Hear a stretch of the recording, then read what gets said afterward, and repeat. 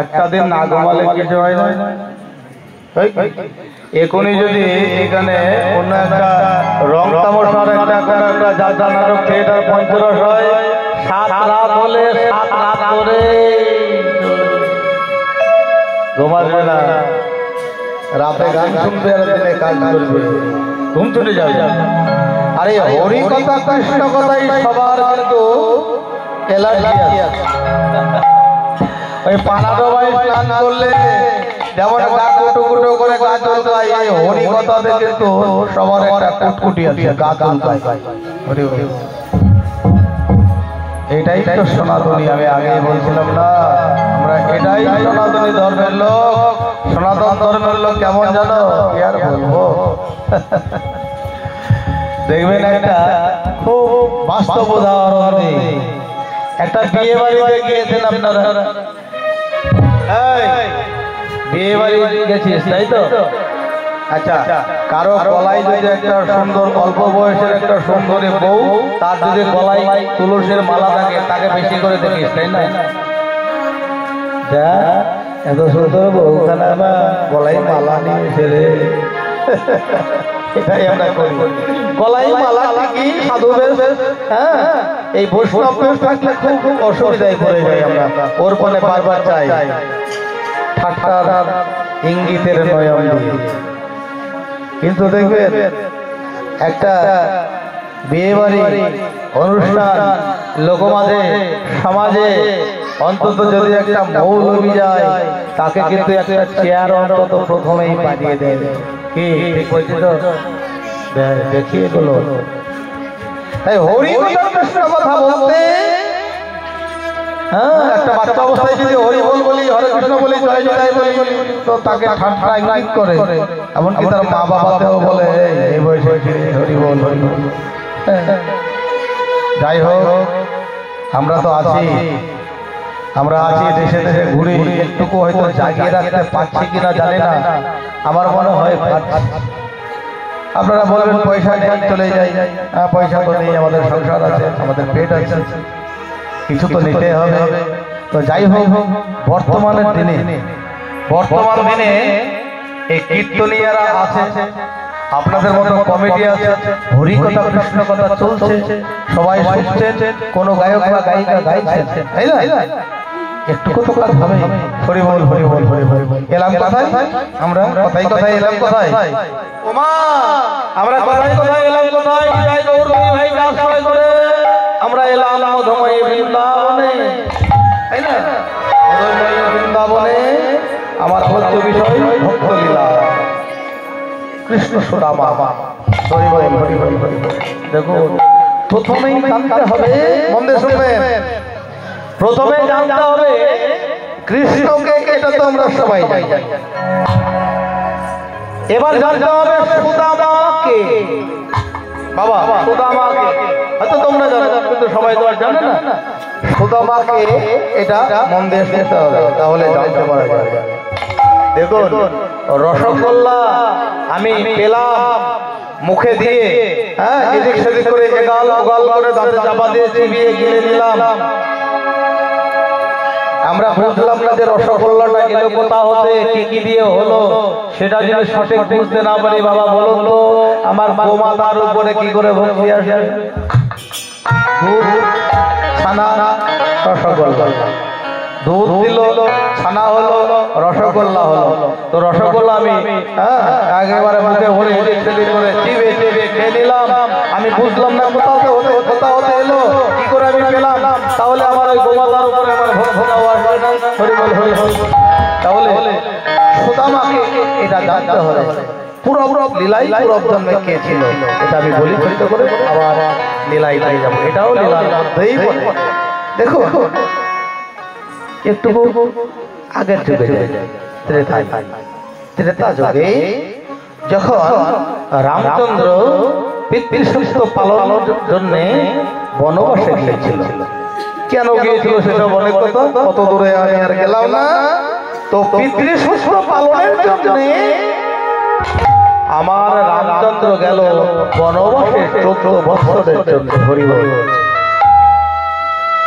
14 বছর বনবাসে যখন গেল, কারণটা দুটো বরের হচ্ছে কারণ, দুটো বরের কারণ, দুটো বর একজন একজনকে চেয়েছিল। কে চেয়েছিল না? কইকেয়ী। কাকে? না রাজা দশরথকে। প্রথম বর কি না, এক বরে ভরতকে রাজা হতে হবে, রাজা করতে হবে, আর দ্বিতীয় বর কি 14 বছর বনবাসে পাঠাতে হবে। দেখুন এবারে হলো কি না, ভরত গিয়েছে মামা বাড়ি, ভরত গিয়েছে মামা বাড়ি, এসে দেখছে কি না ওই কইকেয়ীর বর যে ত্রিসূত্র অঙ্গীকারবদ্ধ হয়েছিল দশরথ, রাজা দশরথ কইকেয়ীর কাছে, সেই কইকেয়ীর চাওয়া বর প্রথম বর ভরতকে রাজা করা। ভরত কিন্তু সেই মামা বাড়িতে ছিল। আর দ্বিতীয় বর কি, 14 বছর রামচন্দ্রকে বনবাসে পাঠানো। রামচন্দ্র বনবাসে গেল ত্রিসূত্র পালনের জন্য। ভরত মামা বাড়িতে যখন খবর পেল আমার দাদা বনবাসে গিয়েছে, আমার ত্রিসূত্র পালনের জন্য আমার দাদা বনবাসে যেতে হলো, আমার মাতা কইকেয়ীর জন্য ভরত ছুটে গেল মামা বাড়ি থেকে। এসে সব জানতে পারল যে কইকেয়ীর এক সখী মন্ত্রণালয়, ওই মন্ত্রার কুমন্ত্রণায় আমার বড় ভাই রামচন্দ্রকে বনবাসে যেতে হয়েছে। ছুটে এসে মন্ত্রার চুলের মুঠোয় ধরে 2-4 ঝাল লাগিয়ে দিয়েছিল। রামায়ণ যারা পাঠ করেছেন তারা বুঝতে পারে। তো যাই হোক, এবারে বলছে মা এ কি করলে তুমি? বলছে হ্যাঁ এটাই করেছি তোর মঙ্গলের জন্য করেছি। বলছে মা আমি চললাম বনবাসে। আমি বনবাসে গেলাম বলে ছুটে চলে গেল সেই যেখানে আমার 14 বছরের জন্য বনবাসে গিয়েছে। বনে গিয়ে বলছে দাদা ফিরে চলো, ফিরে চলো রাজসিংহাসনে তুমি বসবে। তুমি ছাড়া ওই রাজসিংহাসনের দায়িত্ব আমি কেমন করে নেব? বলছে না আমি ফিরে যাব না। ফিরে এলো না রামচন্দ্র। তোমার বড় তোমার ওই পাদুকা যুগল দাও, আমি সিঁড়ি নিয়ে মাথা ওই পাদুকা অযোধ্যা নগরের রাজসিংহাসনে তোমার পাদুকা যুগল রেখে দিয়ে আমি নয় কোনো ক্রমে মাটিতে বসে থেকে 14 বছর আমি রাজত্ব করব। তবে মূল সিংহাসনে বসে থাকবে তোমার ওই পাদুকা যুগল। তাই হলো 14 বছর পরে পিতৃ সুস্থ পালনের পরে যখন 14 বছর পরে রামচন্দ্র ফিরে এলো রাজসভায়, অযোধ্যা নগরী যখন ফিরে এলো দেখছি ভরত রামচন্দ্রের পাদুকা যখন সিংহাসনে রেখে নিয়ে মাটির পরে বসে পদসেবা করছে আর রাজ্য চালাচ্ছে। সেই রামচন্দ্র বলল ভাই ভাই তুই এতই সততার মধ্যে এই 14 বছর ধরে তুই রাজসভা চালাচ্ছিস, রাজ সিংহাসনে আমার পাদুকা যুগল রেখে দিয়ে ভাই তুই কি চাস আমার কাছে? তোর মনের বাসনা আমার কাছে খুলে বল। ভরত দেখে বলল দাদা তুমি যখন বনবাসে গেলে আমি গিয়েছিলাম তোমায় ফিরানোর জন্য। তুমি আমার দাদা, তুমি আমার অগ্রজ, তুমি আমার বড়, আমি হলাম অনুজ। তাই তোমাকে নয় করলাম কিন্তু শাসন করতে পারলাম না। আমি শাসন সহিত বলতে পারলাম না যে দাদা ফিরে চলো। আমি অনুনয় বিনয় করেছিলাম। তাই বলি দাদা জনম বলে যদি থাকি পরের জন্মে যদি তুমি আর আমি একটাই জন্ম পাই তাহলে তুমি কি করবে জানো? তোমার ভাই করবে না, তোমার চেয়ে ছোট করবে না। আমি যদি বড় হতে পারি তাহলে তোমাকে শাসন করতে নাই পারি, আমি তোমাকে অনুনয় বিনয়ে রাখবো না। আর না হয় আর তাই যদি না হয় বন্ধুর সঙ্গে বন্ধুর আবদার চলে, ঝগড়া চলে, সুখ ভালোবাসা প্রীতি সব চলে। যদি তা না হয় তাহলে পরের জন্মে আমার যদি জন্ম হয় তাহলে তোমার বন্ধু করে জন্ম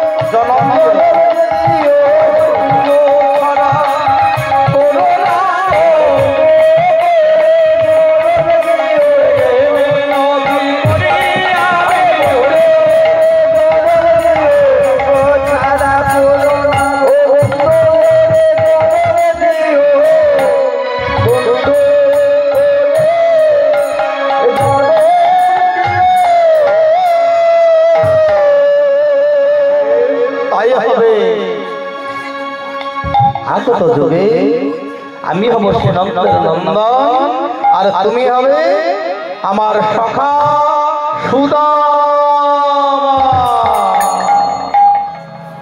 সুদামা। জন্ম কোথায়? গুজরাটের পোরবন্দরে। বুঝা গেল? পশ্চিম ভারতে যে গুজরাট, ওই পোরবন্দরে আমার সুদামার জন্ম হলো।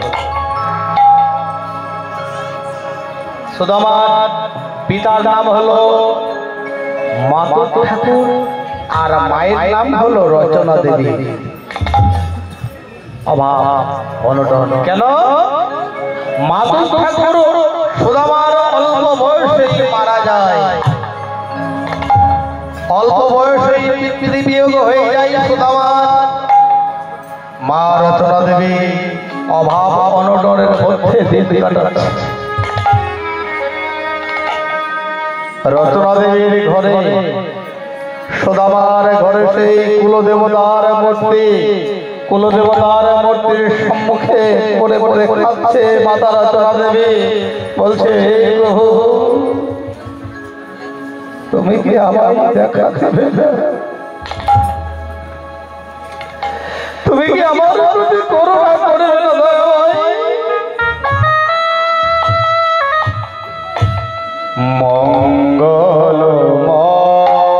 মঙ্গলময় তুমি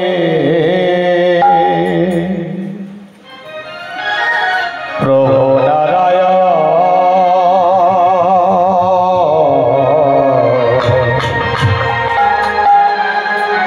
কবে তুমি আসবে গো হে বৃন্দাবনে? কবে দীপ শিখা জ্বালবে? কবে দীপ শিখা জ্বালবে?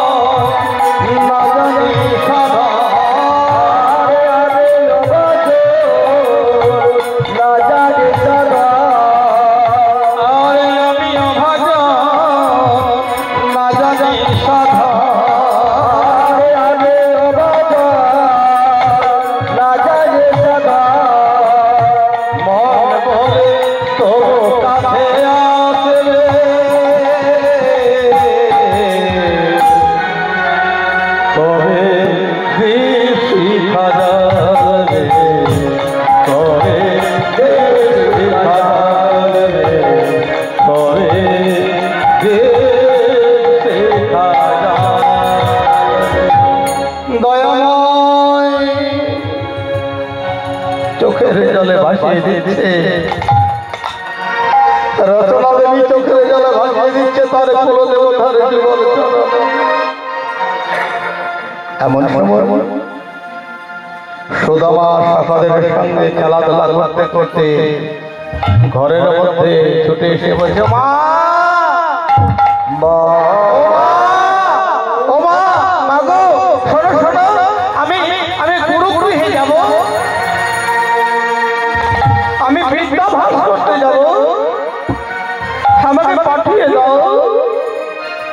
কিরে বাবা,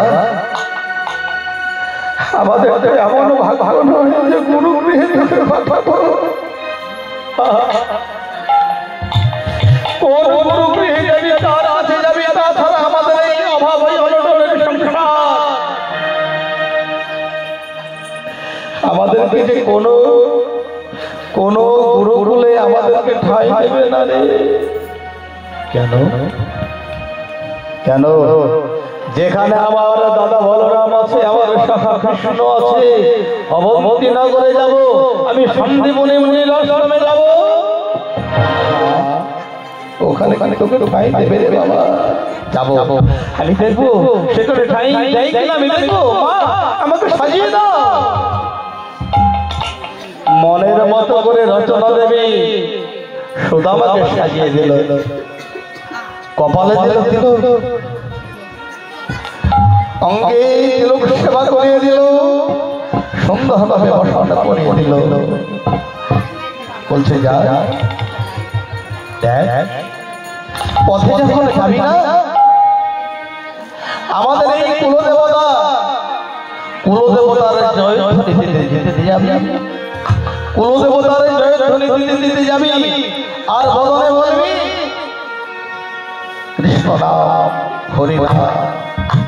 ঠিক আছে বা ঠিক আছে, আমি আমার এই কুলদেবতার নাম নিয়ে আমি যাবো, ঠিক আছে। তবে হ্যাঁ, আমি যাবার বেলায় বলে যাই, ওগো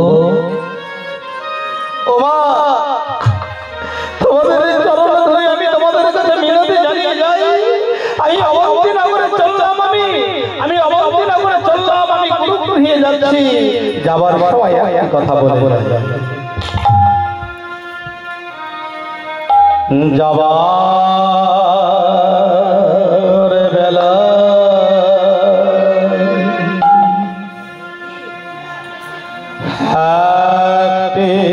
কথা ওমা তোমাদের বলে যায়, জড় এই হরি নাম আমি কেন গাই। যাবার বেলায় একটি কথা তোমাদের বলিয়া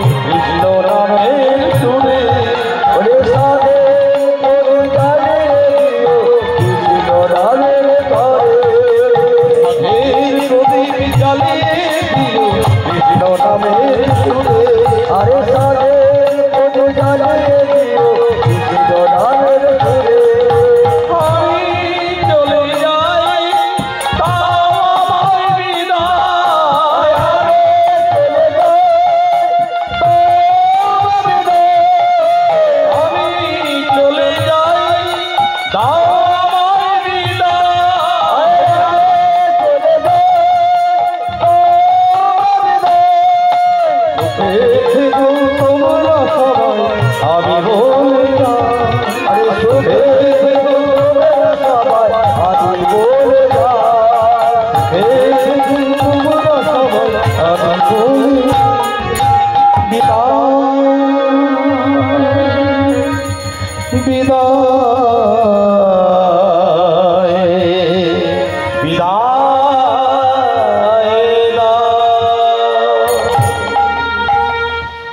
চলে গেল সুদামা।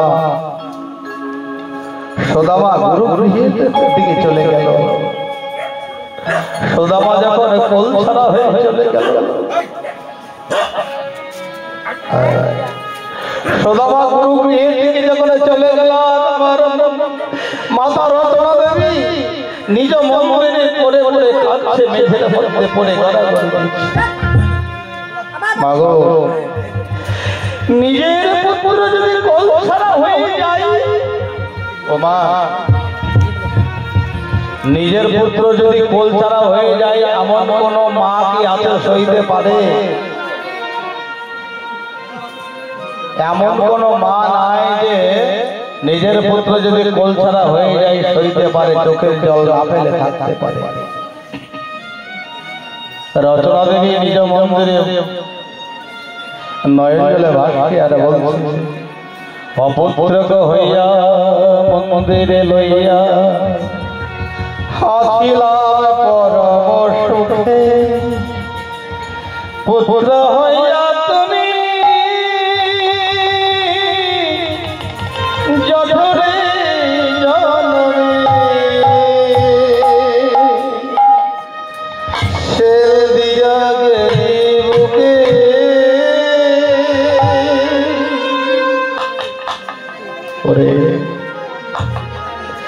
আমার যখন পুত্র ছিল না তখনও আমি ভালো ছিলাম, কিন্তু পুত্র হয়ে তুই এসে কেন কেন তুই আমার কোল ছাড়া হয়ে চলে গেলি? বিধি, ওরে বিধি, তুই দিয়ে কেন কেড়ে নিলি? ও মা, পুত্র হারা মাতার বক্ষে যে আঘাত, যে ব্যথা, এই ব্যথাটা করতে গেল মা। স্বামী হারালো, হাও হাও করে কাঁদলাম, পুত্র হারালো, হাও হাও করে কাঁদলাম। শ্মশান দিকে গেলাম, শ্মশানের পথ ধরে যেতে যেতে শ্মশানের চুলোর দিকে যখন তাকালাম, কাঁদলাম। অর্থটা বুঝলাম না, বোঝা যাবে না। দেখুন, যেদিন রামচন্দ্র, যেদিন রাবণ লক্ষ্মণকে শক্তিশালী মেরেছিল, বাবা, রাবণ যেদিন লক্ষ্মণকে শক্তিশালী মেরেছিল, লক্ষ্মণের প্রাণ চলে গিয়েছিল। রামচন্দ্র অনুজ লক্ষ্মণকে, সেই মৃত ভাই লক্ষ্মণকে বুকে জড়িয়ে ধরে ডাকছে, ভাই ভাই ভাই, ওর সবচেয়ে মধুর সম্পর্ক, তুই আমার ছেড়ে চলে গেলি ভাই। ওরে ফেল রে, তুই আমার একমাত্র অনুজ ভাই লক্ষ্মণ, আমার প্রাণের ভাই লক্ষ্মণ, তুই লক্ষ্মণের ভক্ত হতে তুই অন্য কোথাও চলে যা। রামচন্দ্র যখন শেলকে বারবার বিনয় করলো করজোড়ে, রামচন্দ্রের অনুনয় বিনয় শুনে শেল লক্ষ্মণের ভক্ত হতে চলে গেল, লক্ষ্মণের ভক্ত হতে চলে গেল। স্বর্গ মর্ত্য পাতাল ত্রিলোক ঘুরে ঘুরে ওই রাবণের শেল কোথাও ঠাঁই পেল না। শেষ পর্যন্ত ত্রিলোক হয়ে ঘুরে ঘুরে পাতাল ঘুরে ঘুরে রামচন্দ্রের কাছে এসে করজোড়ে শেল বলছে, দয়াময় রামচন্দ্র, দয়াল হরে, ত্রিজগৎ ঘুরলাম বটে, কিন্তু আমাকে কেউ গ্রহণ করতে পারলো না, কেউ আমাকে ঠাঁই দিতে পারলো না। রামচন্দ্র বলছে, জানি শেল, আমি জানি ত্রিজগতে এমন কেউ নাই আমার ভাই ছাড়া তোমাকে ঠাঁই দেবে, কিন্তু আমার একমাত্র ভাইকে তো মারতে হবে। তবে শেল তুমি 3 খণ্ড হয়ে যাও।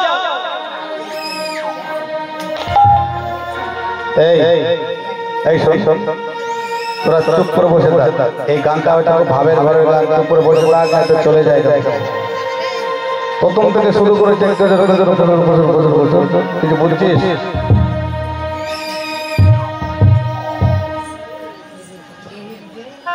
শেলকে বলবো, শেল তুমি 3 খণ্ডে ভাগ হয়ে যাও, 3 ভাগে ভাগ হয়ে যাও, না হলে একাধারে কেউ তোমাকে গ্রহণ করতে পারবে না। 3 খণ্ড হয়ে কোথায় কোথায় যাবো দয়াময়? রামচন্দ্র বলল, শেল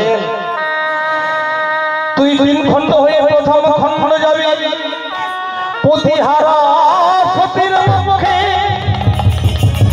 দ্বিতীয় খণ্ড যাবি পুত্রহারা মায়ের মুখে, আর তৃতীয় খণ্ড যাবি শ্মশানে।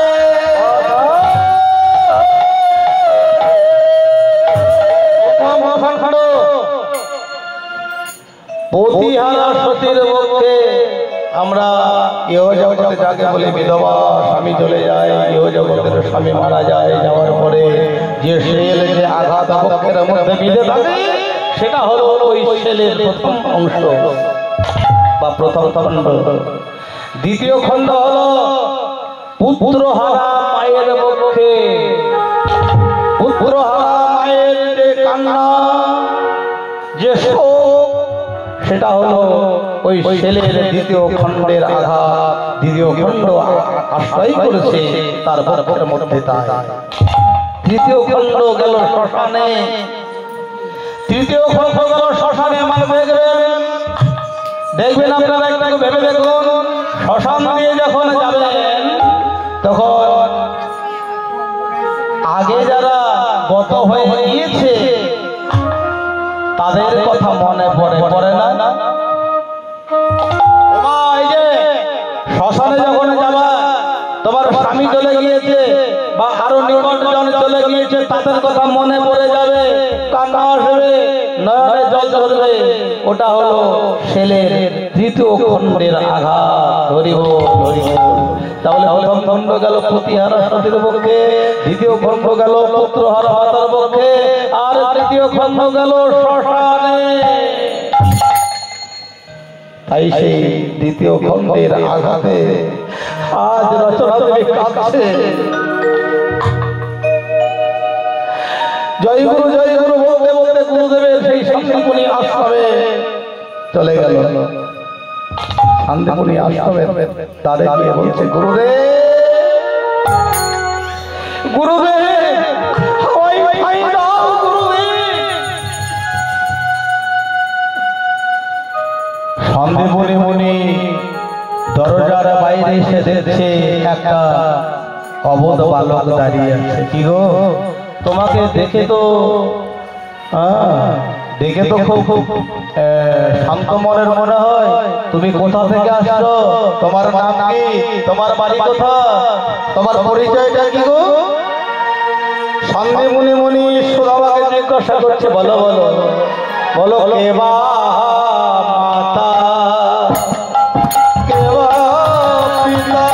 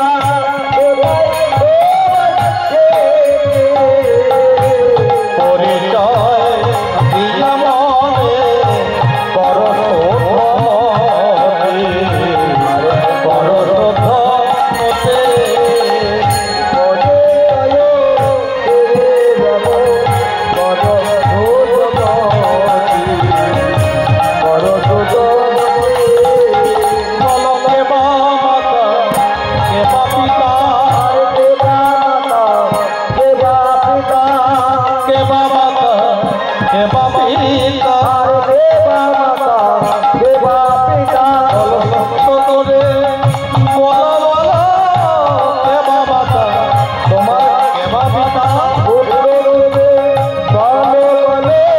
দেবা মাতা দেবা পিতা আমি সত্য করে বলো বলো পরিচয় খুলে বলো বলো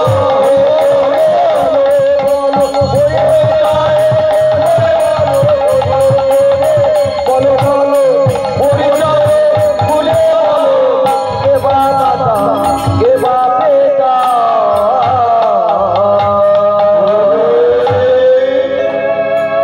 আমি আমি হতভাগা মায়ের হতভাগা সন্তান নাম আমার সুদামা গুরুদেব।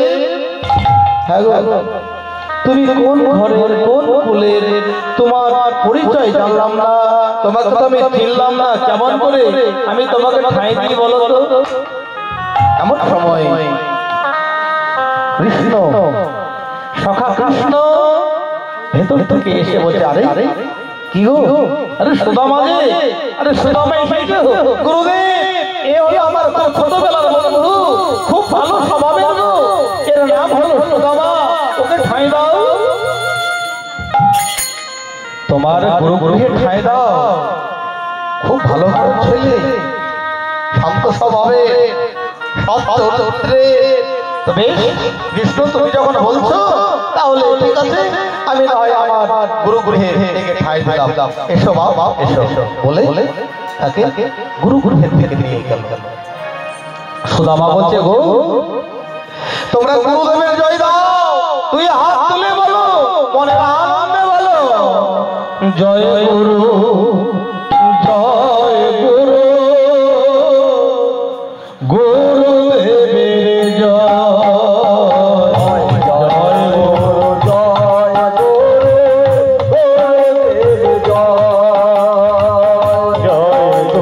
জয় গুরু গুরুদেবের জয়, জয় গুরু জয় গুরু গুরুদেব জয় গুরু মাতা গুরু পিতা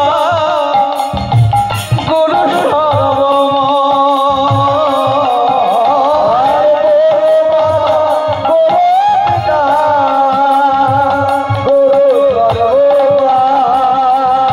গুরু মাতা গুরু পিতা গুরু সর্বময়, গুরু মাতা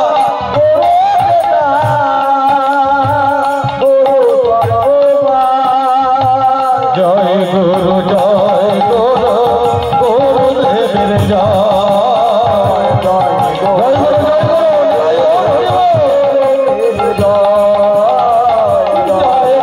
জয় গুরু গুরুদেবের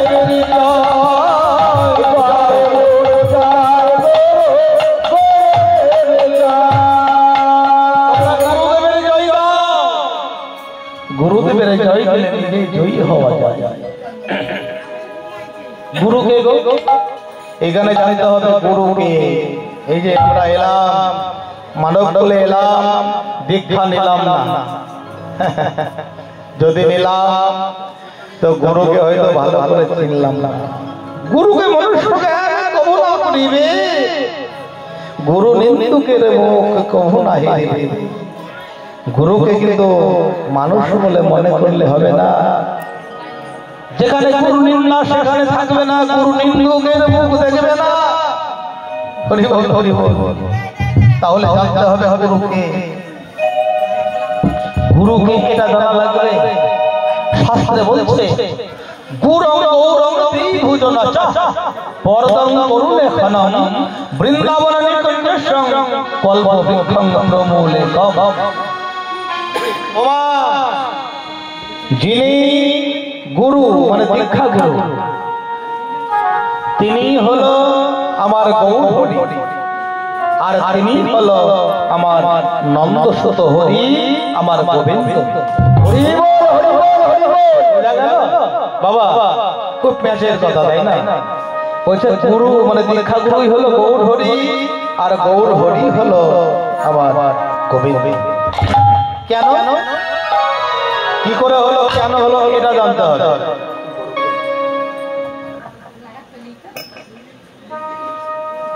দেখুন যখন আমরা জননীর আচ্ছা ওমা এই কথাবার্তা কি ভালো লাগছে না একটু নাচ গানের দিকে যাব বাবা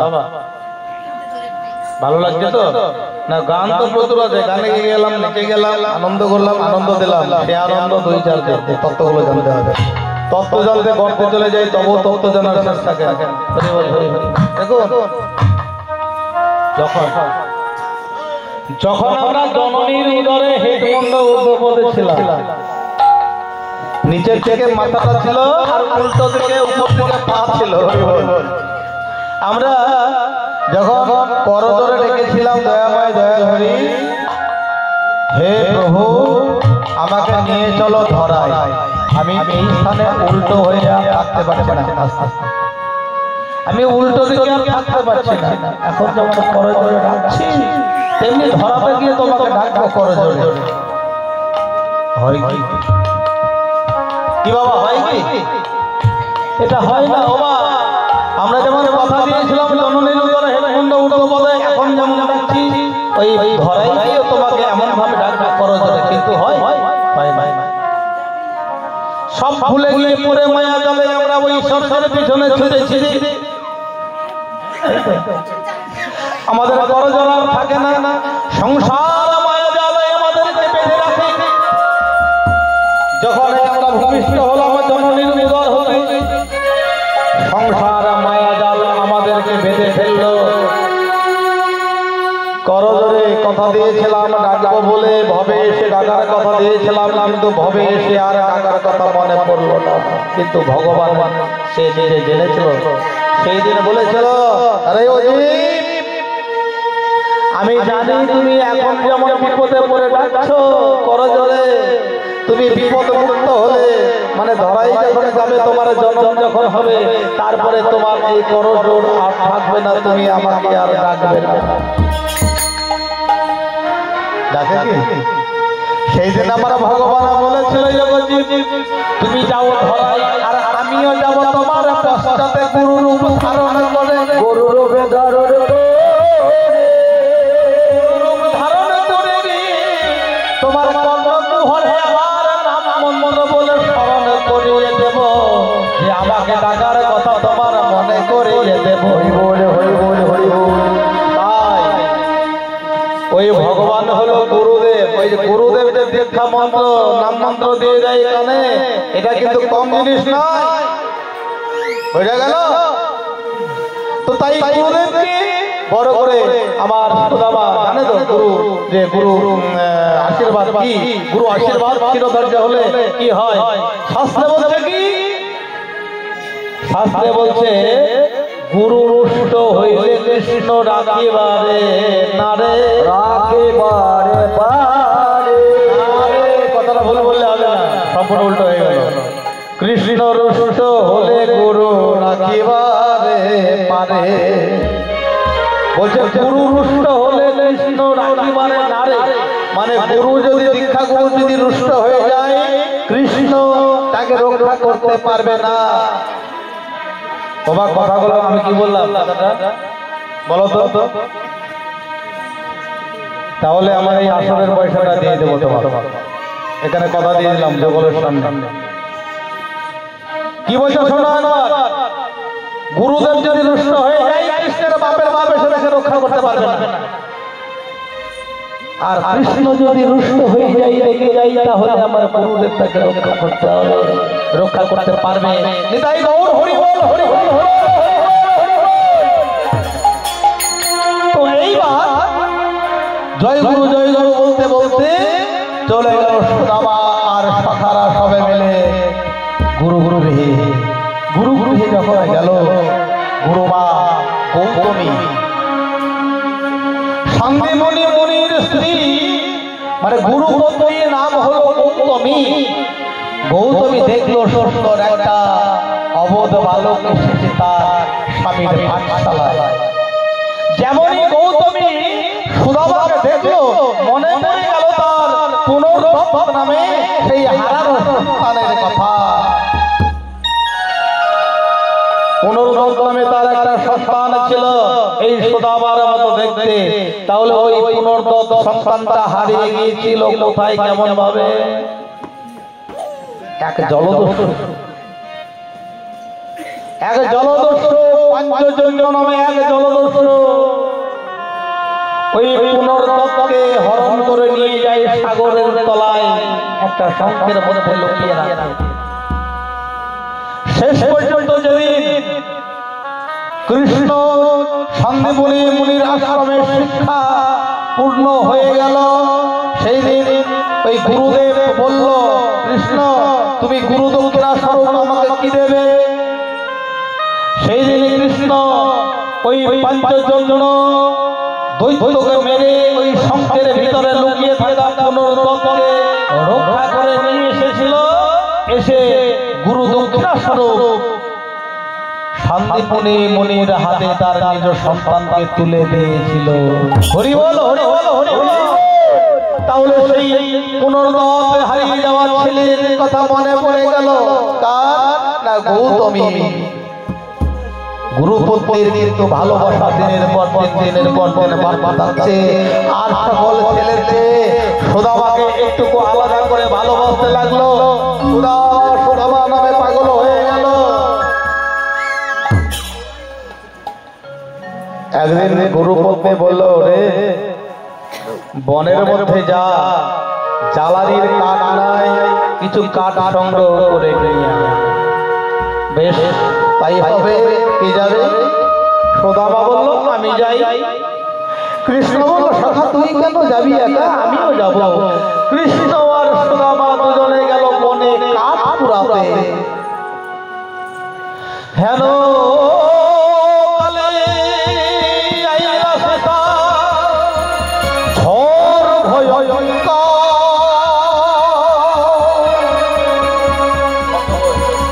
চারিদিকে হইল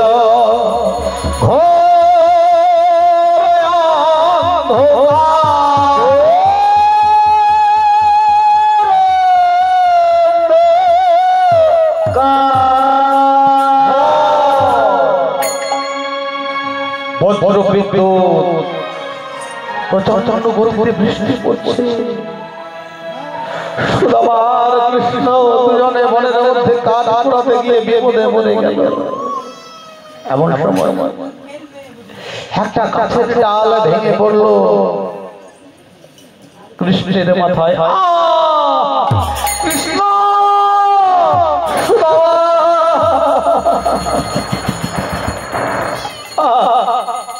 বড় ব্যথা পাচ্ছে। সুদামা ছুটে গিয়ে নিজের অবসর ছেড়ে কৃষ্ণের এই ক্ষত চিহ্নটা বেঁধে দিল। মাথা থেকে ঝড় ঝড় ঝড় ঝড় করে নদীর ধারা ঝরে পড়ছে। সেখানে দগ্ধ করল সুদামা। সারা রাত চলে গেল। সকালবেলায় কৃষ্ণ সুদামা গুরু ফিরে আসছে। ছুটে গিয়ে গুরুপত্নী সুদামাকে কোলে তুলে নিল। সুদামা, ওরে বাপরে আমার, তোর কোনো ব্যথা আগে দিত? আরে কৃষ্ণের মাথা ফাটা, গায়ে শত ছিদ্র, ওই যে কাঠ পড়ে গিয়েছে গায়ের মধ্যে। ভগবান শ্রীকৃষ্ণ মনে মনে ভাবছে, বা বলিহারি মা তোমার ভালোবাসা, ক্ষত চিহ্ন হলো আমার দেহে, আমার কষ্ট হচ্ছে। আর তুমি কিনা সুদামাকে ভালোবেসে তুমি কোলে তুলে নিয়ে যতন করে আদর করে। শুরু হয়ে গেল ভক্ত আর ভগবানের পরীক্ষা। দেখি কি হবে। শুধু কৃষ্ণকে রক্ষা করা মনে মনে ভাবছে, তাই তো সুদামাকে সবাই এত, সুদামাকে মা ভালোবাসছে এত, তাহলে কিসের এত ভালোবাসা? আমরাও দেখছি সুদামাকে কি করে ভালোবেসে চলে আমার গুরু মা। একদিন তারা যুক্তি করল, বলল, ভাই রে, কৃষ্ণ সখা কৃষ্ণ বলছে সুদামাকে, বলছে, ভাই রে সুদামা, তুই আমাকে কেমন ভালোবাসিস? কেমন? আমার ভালোবাসা নিয়ে তোমার এমন প্রশ্ন কেন? দেখো, একটা বন্ধু, আমি বন্ধু, তোমার বন্ধু, তোমাকে যে কতটুকু ভালোবাসি, এই বন্ধুর ভালোবাসা তো মাপ পরিমাপ করা যায় না। আমি কি বলতে পারবো এক হাত ভালোবাসি, 1 কেজি ভালোবাসি, 2 কেজি ভালোবাসি, 500 গ্রাম ভালোবাসি? বলতে পারবো? বলতে পারবো না। তবে শোনো আমি তোমাকে কেমন ভালোবাসি জানো? তোমাকে আমি প্রাণের চেয়ে ভালোবাসি। তাছাড়া ওগো খাইতে শুইতে আপনার অতীতে মনে জাগে শ্যামরা, আর খাইতে শুইতে আপনার অতীতে মনে জাগে খাইতে শুইতে আপনার অতীতে মনে জাগে শ্যামরা, আর খাইতে শুইতে আপনার অতীতে মনে জাগে শ্যামরা। তোমার মহিমা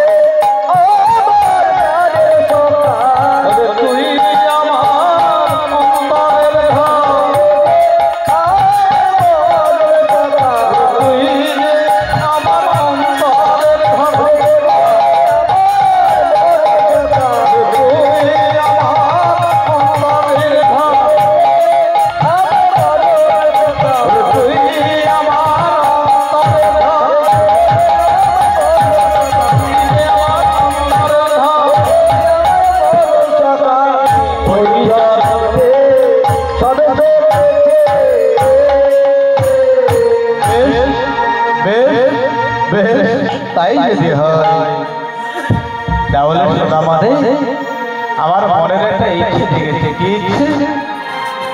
তুই আর কাজ করতে পারবি? তুই আমার জন্য নাড়ু এনে দিতে পারবি? বলে হ্যাঁ, কেন পারবো না, আমার মা, হ্যাঁ আমার গুরুমা এলে গুরুমাকে চেয়ে, আরে না না না না না না না না, আরে গুরুমাকে চাইলে তো দেবে না, গুরুমা তো দেবে না, তাহলে কেমন করে আমি তোমাকে নাড়ু খাওয়াবো গো? সকাল কৃষ্ণ সখা বলছে, সুদামা মাকে চাইলে তো দেবে না, এই সময় মা নাই, রান্নাঘরে ওই আলনার উপরে ভাঁড়ে করা নাড়ু আছে, ছোলার নাড়ু, তুই এক কাজ কর, তুই চুরি করে নিয়ে আয়। চুরি? আমি তো জীবনে কোনোদিন চুরি করিনি, আমি তো জীবনে কোনোদিন চুরি করিনি, তো কেমন আমি চুরি করে আমিও বলো কেন?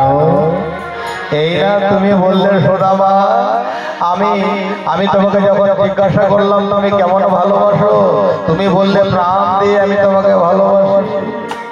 উভয় সাকের করা, গেলেও বিপদ, না গেলেও বিপদ, বাধ্য হলো যেতে। সখা কৃষ্ণ বলল, সুদামা তুমি যাবে যাও, আমি আমি পাহারা দিচ্ছি, মা এলে তোমাকে সংবাদ জানিয়ে দেবো, তালি দেবো, তুমি বুঝতে পারবে, বেরিয়ে আসবে। তাই সুদামা গেল, যেমনই চুরি করতে সুদামা গেল রান্নাঘরে, আর কৃষ্ণ মাকে ডেকে এনে বলছে, দেখো মা, ওই দেখো তোমার সুদামা রান্নাঘরে ঢুকে নাড়ু চুরি করছে, এর জন্য তুমি ওকে এত ভালোবাসো। আমরা তো চুরি করতে পারি না, তাই আমরা ভালোবাসা পাই না, আর সুদামা চুরি করে বলে তুমি তাকে এত ভালোবাসো।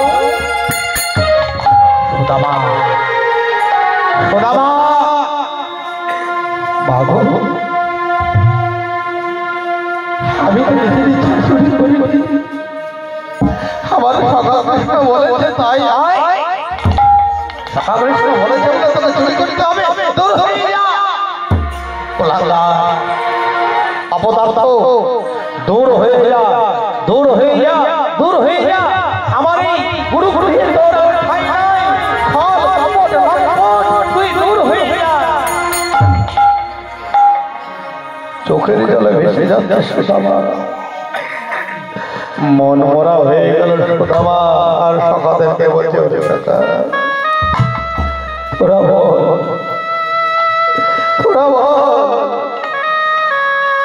জয় রাম শ্রীরাম, জয় জয় রাম, জয় রাম শ্রীরাম, জয় জয় রাম,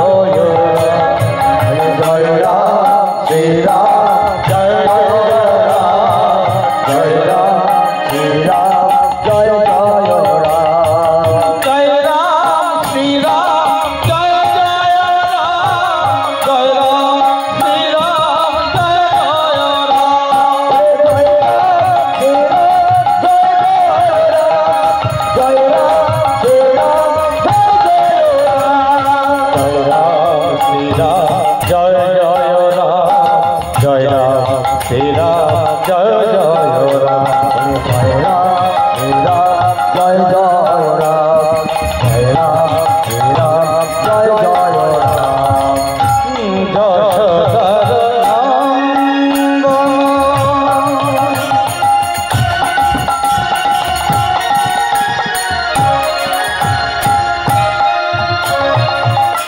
কৌশলার জীবন, যশোদা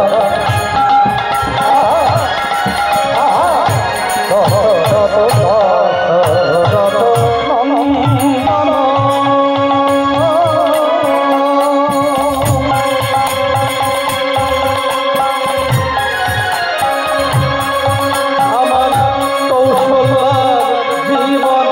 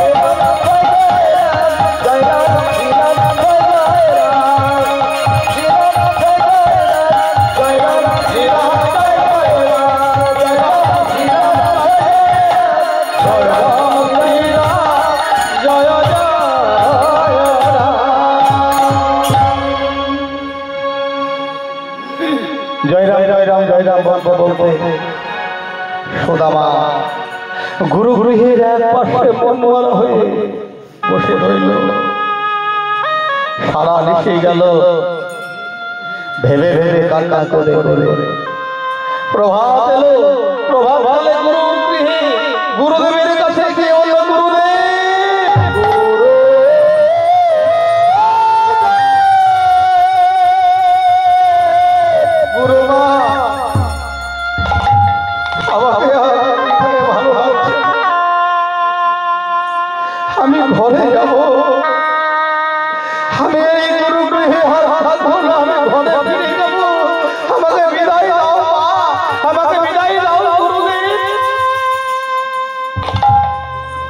গুরুদেব বলল সুদামা, বাবা সুদামা, তুমি আজ বিদায় না চাইলেও আমি তোমাকে বিদায় দিতাম। তোমার বিদ্যাভাস হয়ে গিয়েছে, বিদ্যা অর্জনে পূর্ণ হয়ে গিয়েছে, তাই আমি তোমাকে আজ বিদায় দিতাম। তাছাড়া কি জানো, একটা দুঃসংবাদ আছে, তোমার মা মারা গেছে।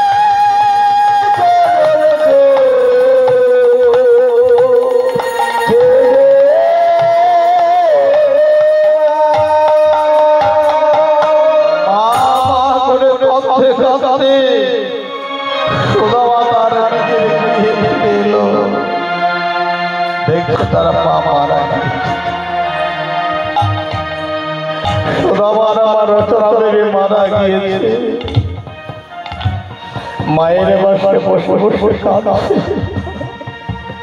মা, তোমার হরি বল, হরি বল, হরি বল। এই জন্মে নাই, পরের জন্মে যদি তোমার বলে আমার সন্তান করে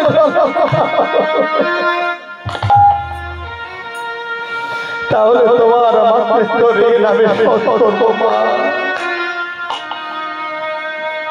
মা গো, একবারে ভেবে দেখো, তুমি যে মা সব থেকে আপন। মা তুমি যে মা সব থেকে আপন।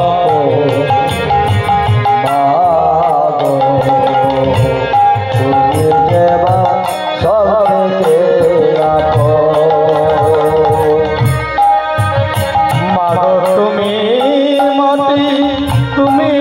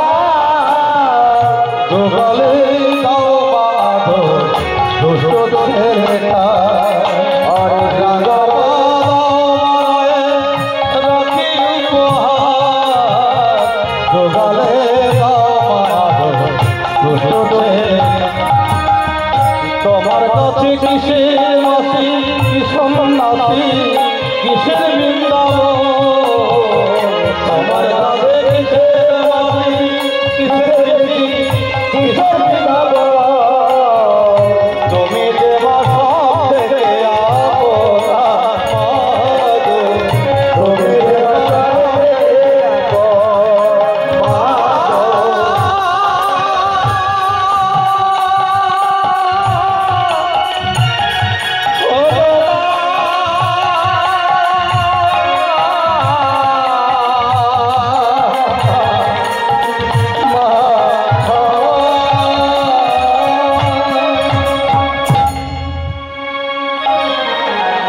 প্রতিবেশীরা বলছে সুদামা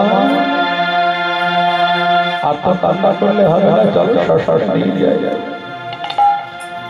শ্মশানের থেকে মাকে নিয়ে গেল, মারে দেহটা পুড়িয়ে ছাই করে দিল। সবাই বাড়ি ফিরে আসছে, সুদামা বলছে না আমি বাড়ি যাবো না, আমি ঘরে যাবো না। মায়ের পিতা ভাবছে শ্মশানে গলা ধরছে, মায়ের পিতার ভাই বর্ষ মারছে শ্মশানে গলা ধরে সুদামাকে দেখে বলছে ওরে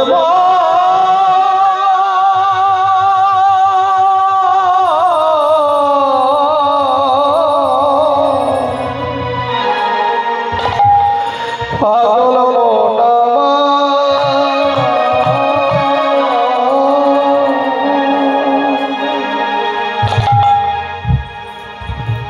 কেন কাঁদিস কেন কাঁদিস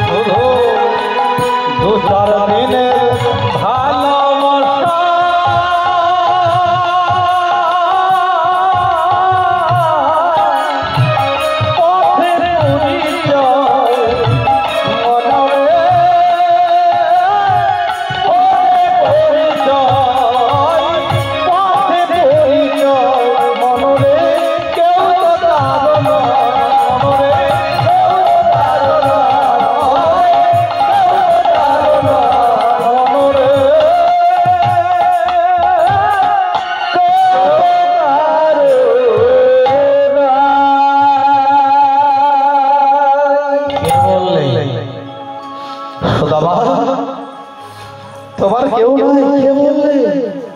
চলো ঘরে চলো। পাড়া প্রতিবেশী জোর করে তাকে নিজে করে নিয়ে গেল আর বললো কেন গো তোমার ওই যে তাল পাতার কুটিরে, তোমার তাল পাতার কুটিরে যে কুল দেবতা শাস্ত্র আছে, কুল দেবতা তাকে তুমি পূজা করো, দেখবে সব সমস্যার সমাধান হয়ে যাবে। এইবার নিজ মন্দিরে গেল, অশ্বস গেল।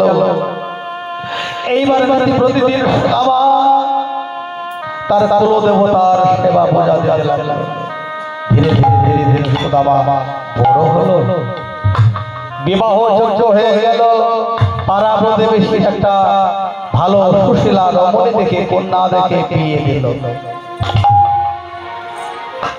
তার নাম ছিল সুশীলা বা বসুন্ধরা। সুশীলা বা বসুন্ধরা নামে একটা সুন্দরী রমণীর সঙ্গে সুদামার বিয়ে দিল পাড়া প্রতিবেশী। দেখুন আজকে সুদামার বিয়ে হচ্ছে। আরে সুশীলা নামে কন্যা রূপে গুণে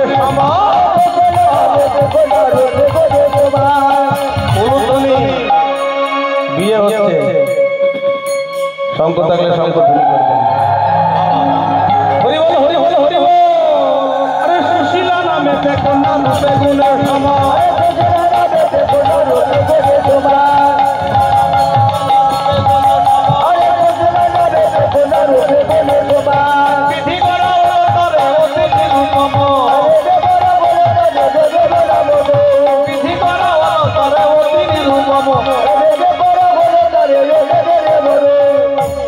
সুশীলা নামে একটা সুন্দরী রমণীর সঙ্গে বিয়ে হচ্ছে।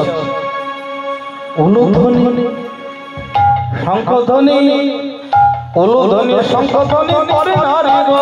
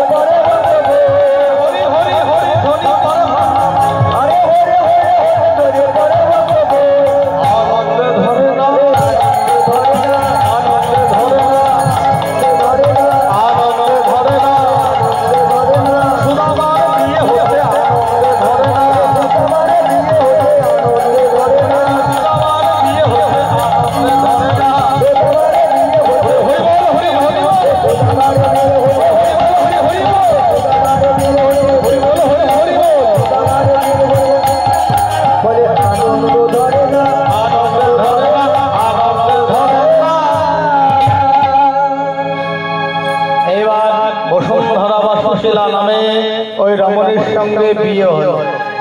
দিন যায়, মাস যায়, 2-4 বছর হয়ে যায়। একদিন সুশীলা বা বসুন্ধরা বলছে, এগো স্বামী, আমরা নীতি প্রতিদিন আমাদের নয়ন বাড়ি দিয়েই তো আমরা ভগবানের সেবা দিই, পূজা দিই। আমার বড় স্বাদ লেগেছে, আজকে 5 ফল দিয়ে আমাদের ভগবানের সেবা দেব। ভগবানের সেবা দেবে 5 ফল দিয়ে। তো তুমি এক কাজ করো বসুন্ধরা, তুমি এই নগরে নগরে ভিক্ষা চাই, ভিক্ষা চেয়ে যদি 5 ফল পাও তো ভালো, না হলে যদি করি পাও তা দিয়ে ওই 5 ফল কিনে নবদ্বার ফলে নবদ্বার ফলের দোকানে ফল কিনে এনে আমাদের গোবিন্দের সেবা দেবো। তো বরং আমি যাবো বলছে, হ্যাঁ তুমি যাও, তুমি মেয়ে তো নারী, তোমাকে হয়তো ভিক্ষা দেবে। এবার আমার সুশীলা বা বসুন্ধরা নগরে নগরে গেল ভিক্ষা করতে। সুশীলা গেল নগরে নগরে ভিক্ষা করতে। নগরবাসী দাঁড়ে দাঁড়ে গিয়ে বলছে, আমায় ভিক্ষা দাও। নগরবাসী